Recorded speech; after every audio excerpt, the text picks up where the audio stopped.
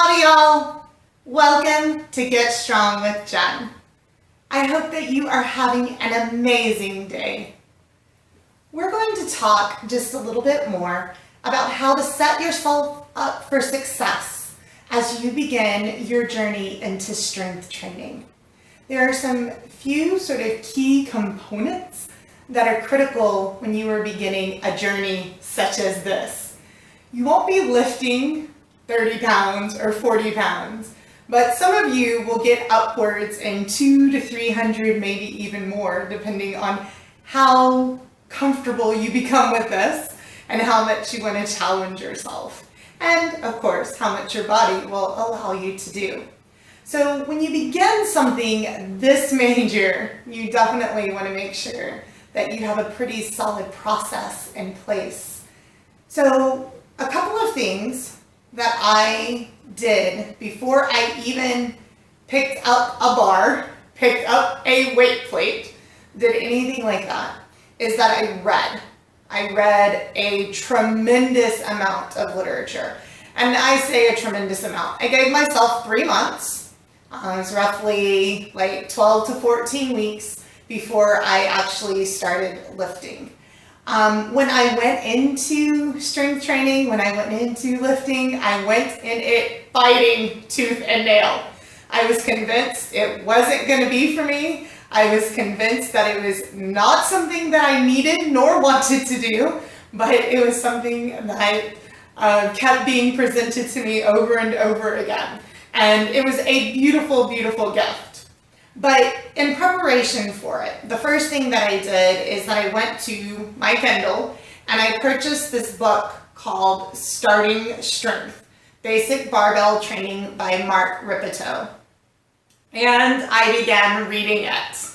And if you've ever, let's say if you don't have any experience with the body, read anything technical on anatomy, how the body works, you've never done really any technical reading before, it was really daunting. And so as I sat with the book and read, I also had to have this handy dandy phone, pens, pencils, highlighters, sticky notes, and a notebook, because there were lots of notes to be taken and lots of words that I had no clue what they meant. I definitely had to Google a lot of information. Fortunately, Starting Strength has an amazing website with lots of videos and lots of other articles that you can take a look at. But I also looked at bodybuilding.com. I looked at muscle and fitness articles. I also took a look at the MyPal fitness articles and just sort of immersed myself in what strength training is, and then how it might look or how it might factor into my life. At the point that I was doing this, I was going to a boot camp 4 to 5 days a week. I was walking or running, a combination of the two, 3 miles a day, and I was biking about 8 to 10 miles a day. And my body was reacting against it. I talked about this in my introductory video. I really struggled with anorexia and bulimia, a big part of my life. And this was one of those times where I was over-exercising and killing myself, essentially. My calf muscles were freezing up. I was having lots and lots of Charlie horses, especially at night. I could feel, at points, my sort of tendons or muscle kind of fraying on my knee. It was not a good situation. My back hurt, my hip hurt, everything hurt. And when this came to me, it came to me with, this is going to change your life. This is the only thing you're ever going to need. And I was like, oh, whatever. It's not going to happen. This is not going to work for me. There's no way. And honestly, it has been a tremendous lifesaver, and I'll talk about that over the next several weeks as to what eventually it also changed in addition to my physical strength. But it really helped me to change a lot of different things in my life. And I not only did it change my life, but I started saving time, which was tremendous. And I've gained weight. I definitely gained weight. But I am the happiest, most in love with my body that I've ever been. And it really has a lot to do with the reading that I did here.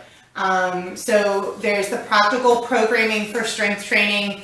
There is the barbell prescription for life after 40. Because yes, folks, I am 42 years old. And my body does behave a little bit differently than it did when I was in my 20s. But what I really want to talk to you about as far as the reading goes for me, what it did was it allowed me to really see how our body works. And I became extremely fascinated with how the muscles basically hold our skeleton system together and keep everything in balance. And when your muscles are out of whack in any shape or form, that's when your skeletal system becomes out of whack, and that's kind of when your whole body begins to hurt. And so strength training is definitely the only thing I do, and I did compete with it in 2016. I don't know if I'll compete again. I had fun with it. But right now I have fun just competing against myself. When you start this out, you start as a novice, and basically what that means is that every time you lift, you are setting a new PR.